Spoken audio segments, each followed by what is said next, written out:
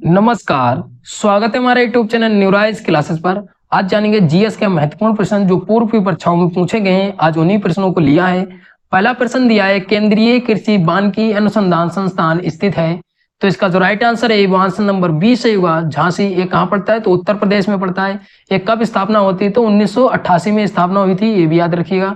आगे जानना प्रश्न दिया है, उत्तर प्रदेश विधानमंडल के संदर्भ में निम्नलिखित कथनों पर विचार कीजिए। पहला कथन दिया है, उत्तर प्रदेश विधानसभा में कुल सीटों की संख्या 403 है। फिर दूसरा कथन दिया है, उत्तर प्रदेश विधान परिषद में कुल सीटों की संख्या 108 है। तो इसका जो राइट आंसर होगा वो आंसर नंबर ए सही होगा। केवल एक जो कथन है वो सही है, और यहाँ पे कथन सही ही पूछा था। जो विधानसभा में जो कुल सीटों की संख्या है वो 403 है, बिल्कुल बात ठीक है।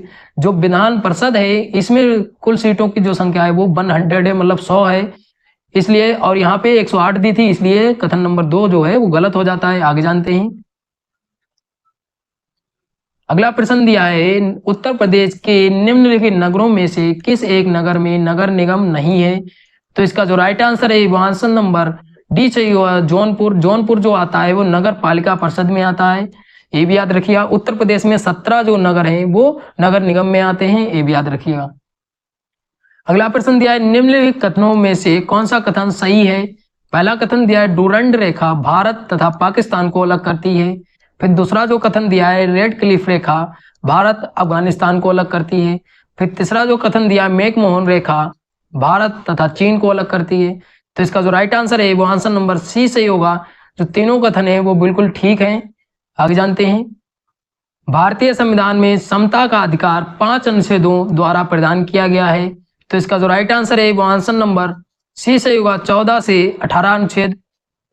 अगर 14 में पूछ लिया जाए तो विधि के समक्ष समता है, ये भी याद रखिएगा, और ये इंपॉर्टेंट बन जाता है। फिर उसके बाद अगर 18 में पूछ लिया जाए तो क्या है? तो उपाधियों का अंत 18 अनुच्छेद में है, ये भी याद रखिएगा।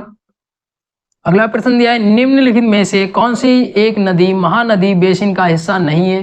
तो इसका जो राइट आंसर है वो आंसर नंबर डी से होगा, जालंगी जो नदी है वो गंगा बेसिन का हिस्सा है, ये भी याद रखिएगा। अगला प्रश्न देख लेते हैं। अगला प्रश्न दिया है, फसल और उसके शीर्ष उत्पादों राज्यों के निम्नलिखित उद्गमों में से कौन सा सही नहीं है?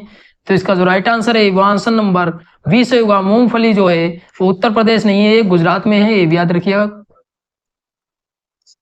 आगे जानते हैं। क्या प्रश्न दिया, उच्चतम न्यायालय में संविधान के निर्वाचन से संबंधित मामले की सुनवाई करने के लिए न्यायाधीशों की संख्या कम से कम कितनी होनी चाहिए? तो इसका जो राइट आंसर है वो आंसर नंबर डी सही हुआ, 5 होनी चाहिए। और कौन से अनुच्छेद के तहत है ये?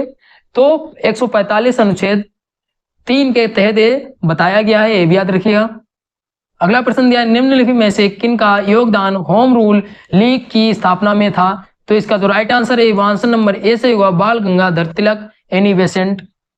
आगे जानते हैं।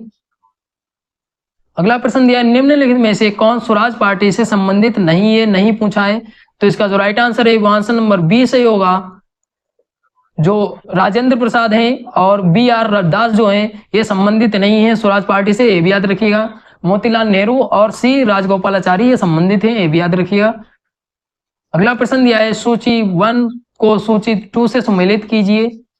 तो एक तरफ आपकी सूची 1 दी है, एक तरफ आपकी सूची 2 दी है, तो आपको सम्मिलित करना है।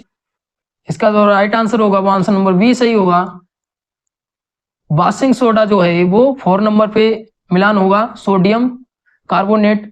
फिर अगर बी नंबर पे आए तो बी वाला जो कास्टिक सोडा है वो कहाँ जाएगा? तो सोडियम हाइड्रोक्साइड ऑक्साइड में जाएगा।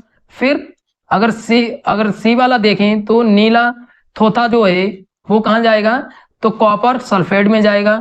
फिर हाइपो जो जाएगा वो 3 नंबर पे जाएगा, सोडियम थायो सल्फेट में जाएगा। ये सही मिलान है इसका, ऑप्शन नंबर बी सही होगा। अगला प्रश्न दिया है, भारत की स्वतंत्रता के समय कांग्रेस का अध्यक्ष कौन था? तो इसका जो राइट आंसर है वो आंसर नंबर बी सही हुआ, जे बी कृपलानी। और ये कब अध्यक्ष बने थे? तो मेरठ में जो अधिवेशन था कांग्रेस का उस समय बने थे 1946 में, ये भी याद रखिएगा। अगला प्रश्न दिया है, निम्नलिखित में से कौन सा युग्म सही सुमेलित है? तो इसका जो राइट आंसर है वो आंसर नंबर डी सही होगा। और ये कहाँ है, तो मुंबई में है, ये वाला बिल्कुल ठीक है। और इसका वर्तमान में जो नाम हो गया है वो IREL इंडिया लिमिटेड इसका नाम है वर्तमान में, ये भी याद रखिएगा। अगर पूछ लिया जाए Indira Gandhi centre for atomic research जो है वो कहाँ है, तो तमिलनाडु में है, ये नई दिल्ली में नहीं है, तो तमिलनाडु में, ये भी याद रखिएगा तमिलनाडु। अगर पूछ लिया जाए Shah institute of nuclear physics, ये कहाँ है, तो ये कोलकाता में है, ये भी याद रखिएगा कोलकाता में। और अगर पूछ लिया जाए भारी जल बोर्ड जो कहाँ है, तो ये कहाँ है, तो मुंबई में, ये भी याद रखिएगा कहाँ, मुंबई में। तो ये वाला जो डी वाला था वो सही सुमेलित था। ये इतने प्रश्न थे, आशा करते हैं आपको वीडियो अच्छी लगी होगी। अच्छी लगी तो लाइक शेयर कमेंट करिए। अगर कोई डाउट बचता है तो आप कमेंट करके पूछ सकते हैं। धन्यवाद।